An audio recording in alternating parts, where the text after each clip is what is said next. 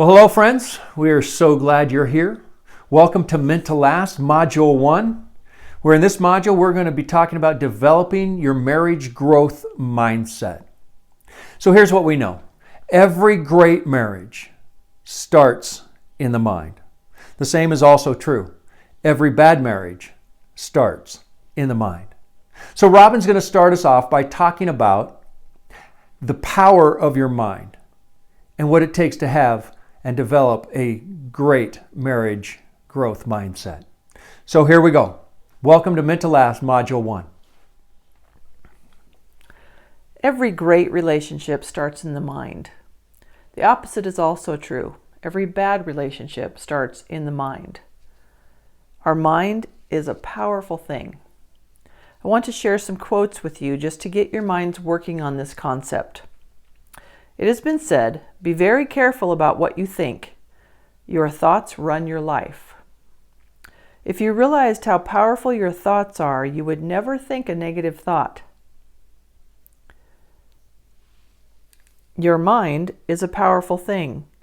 When you fill it with positive thoughts, your life will start to change. Louise Hay said, I don't fix problems, I fix my thinking, then the problems fix themselves. Buddha believed the mind is everything. What you think, you become.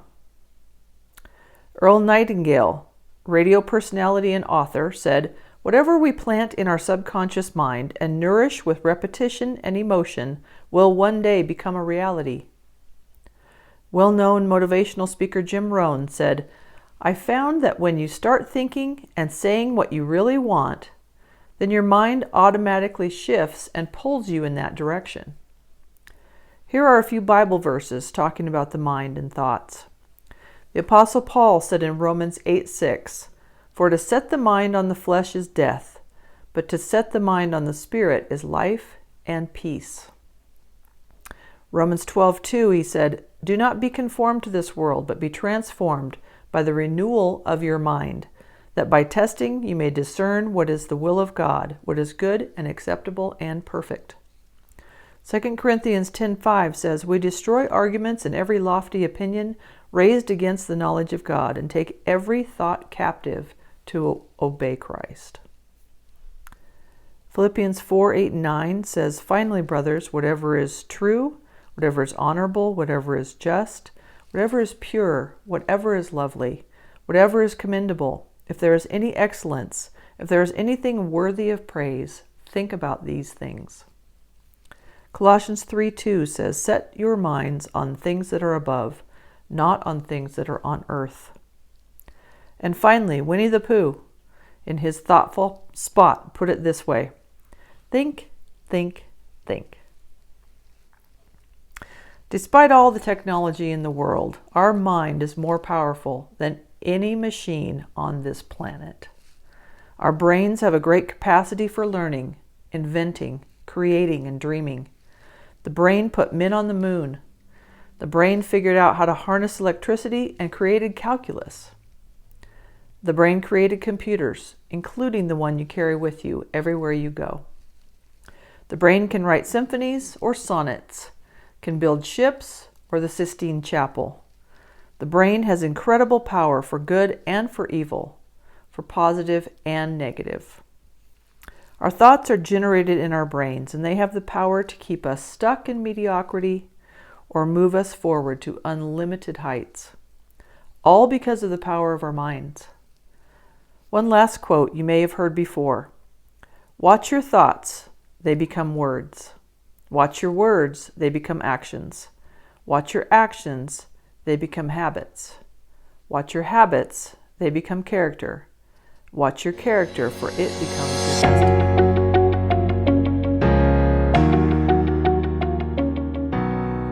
All right, so every action starts in the mind. Everything we do, all of our actions, both positive and negative, originate from thoughts we have and start in our mind. So think about this for a moment. A good relationship and a bad relationship is all a result of the action we take, correct? So if I do negative things in my relationship, it's going to have a negative impact on my relationship. If I do positive things, if I have positive actions, it's going to have a positive impact in my relationship. So if every action then starts in the mind, then your relationship can be determined by what you think. So ultimately then, if you have control of your thoughts, you have control of your relationship. Let me say that again. If you have control of your thoughts, you have control of your relationship. Now, I know what some of you are thinking.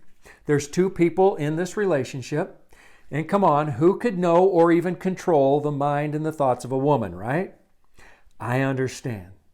It's not about her thoughts, it's about my thoughts. My thoughts have impact in my relationship.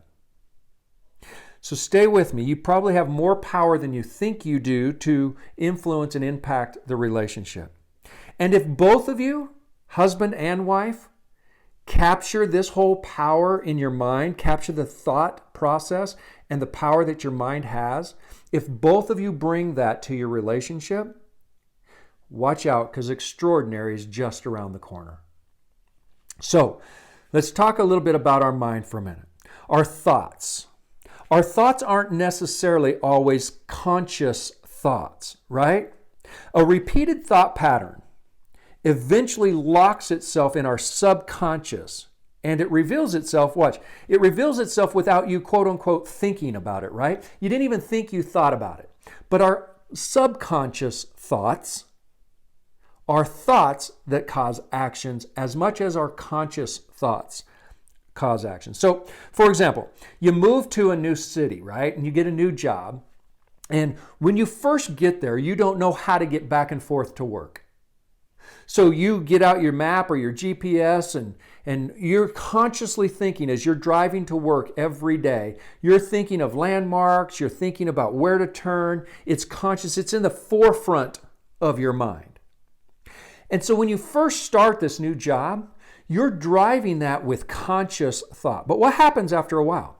Pretty soon, that repeated pattern of driving to the same place over and over and over again, pretty soon you don't have the same conscious thought. It's moved itself to your subconscious thought. Here's how we know this. Have you ever gone to the grocery store, which begins in the same route as you're taking to get to work? And your mind's on whatever, and you're not really thinking about going to work, or you're not thinking about going to, your mind is, your conscious thoughts are on something else, and all of a sudden you end up at work. You were going to the grocery store. What happened? How did you get to work when you were going to the grocery store? We've all done this. We've all been driving down the road and found ourselves going, wait a minute, I was supposed to turn back there. What happens is that repeated pattern of going to work over and over and over again move to your subconscious thinking. Now, here's what most people think. They think they're not thinking about those actions because they happen so fast. The action just happens. Boom, boom, boom. You're driving down the road, but here's the reality. Your thought, your mind, had to tell your hands to turn that steering wheel at a certain place. It didn't happen without thought. It happened with this automatic response. A thought that said, turn the steering wheel here. You're going to work. The thoughts have moved from a conscious thought to a subconscious thought. So now think about your relationship and your relational actions and behaviors. Why do you do what you do in your relationship? The actions you take in your relationship. Why did you get angry? Why did you buy her flowers? Why didn't you put down your phone and turn and listen to her when she was talking? Why did you fix his favorite dinner? Why did you bring up his past again? Why do you get nervous getting undressed in front of him in the bedroom with the lights on?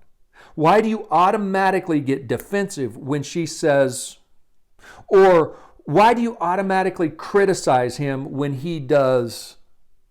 Automatically. It's just, you automatically, quote unquote, see right, we say without thought.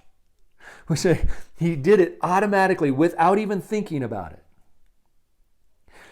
Why do you automatically, without thought, do what you do or don't do in your relationship. And by the way, inaction is action. The act of not doing something is as important as the act of doing something. Here's what happens. You've done that action so many times, or you've had that thought so many times, that it's moved from a conscious act to a subconscious response. That all it takes now is something to trigger that thought, and we're off and running, right? So you walk through the door and he says something, and boom, without thinking, except for you had to think about it to do it. But it's so natural now, it's so automatic now, that you are just doing it on auto response. So what we're going to do today is we're going to give you a tool. It's a tool that we use in our coaching practice that has literally transformed Robin and my life.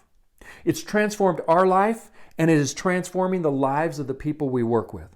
This tool is so powerful that if you'll get past its simplicity and really understand and use this tool, it will radically transform your entire life. It'll transform your marriage, it'll transform your finances, it'll transform your career, it'll transform your emotional, you'll have emotional freedom, every single area of your life. It is so exciting. This tool will impact every single area of your life. If you can grasp this tool. Now, I say it's simple. That does not mean it's easy. It's simple. Not everything that is simple is automatically easy. It takes work. We're dealing with thoughts and subconscious thoughts. We're dealing with this conscious awareness of intentional action, and we're dealing with things that just are happening to us in our relationship. So this tool is what we call our mindset model. It's our mindset model. This model was developed by a life coach named Brooke Castillo. And we've taken and we've adapted it for our work with couples and individuals, not just in relationship coaching, but in our health coaching and in our life coaching. And this tool has been so profound. So we're pretty excited about sharing it with you in this very first session, because once this gets locked in this first session, it's going to have incredible impact in every session to come. It sets the foundation, because everything we're talking about comes out of our mind. Now, this mindset model wasn't necessarily developed from a biblical perspective. But for those of you who have a biblical frame of reference and a background, what you'll find in this model is that it's the way God designed us. It's the way our brain was designed. It's the way we were created. And some of the passages that Robin mentioned earlier will probably come to mind. So what I'm going to do now is I'm going to talk to you for the next few minutes about the mindset model, generally speaking. But then we're going to apply that to your relationship. But what we want to do today is we really want to help you grasp the incredible power of this tool. It takes practice, it takes work, but if you can get this, it will have a huge, huge impact in your life. So hopefully you have a piece of paper, something to take some notes on, preferably to write this the first time. And then we're going to give you in your resources, we're going to give you a PDF that is a model of this that you can copy and use over and over and over again. But today, in this session, I really would like you to do it by writing it out. And the reason I want you to do that is because it's going to lock it in your memory. And when you get this locked in your memory, then it will become one of those things that hopefully moves from the conscious thought to the subconscious thought.